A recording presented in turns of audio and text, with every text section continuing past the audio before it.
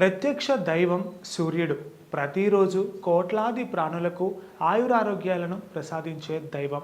ఒక్కరోజు ఆయన కనిపించకుంటే చాలా ప్రాణులు విలవిలలాడిపోతాయి. ఎటువంటి ప్రతిఫలాపేక్ష ఆశించకుండా సర్వ మానవాళికి వెలుగులు పంచుతూ సహాయ సహకారాలు అందించే ఆదిత్యునికి దేశంలో పలు ప్రాంతాల్లో అనేక దేవాలయాలు ఉన్నాయి. అందులో ఒకటి ఉనవ్ మధ్యప్రదేశ్లో ఉన్న బ్రహ్మణ్య దేవ్ ఆలయం. ఈ ఆలయం ఝాన్సీకి సమీపంలో ఉంది. అద్భుతమైన సౌందర్యంతో వెలుగులు పంచుతూ భక్తులకు దర్శనమిస్తాడు.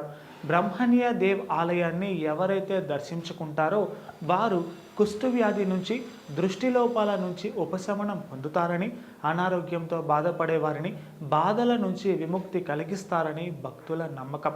లక్ష్మీబాయితో పాటు ఎందరో రాజులు ఈ ప్రాంతాన్ని పరిపాలించారు. వీరికందరికీ బ్రహ్మణ్య దేవ్ సూర్య భగవానుడు ఇష్టదైవం. సూర్య భగవానుడి అర్పించిన తరువాతే కీలక నిర్ణయాలు తీసుకునేవారు.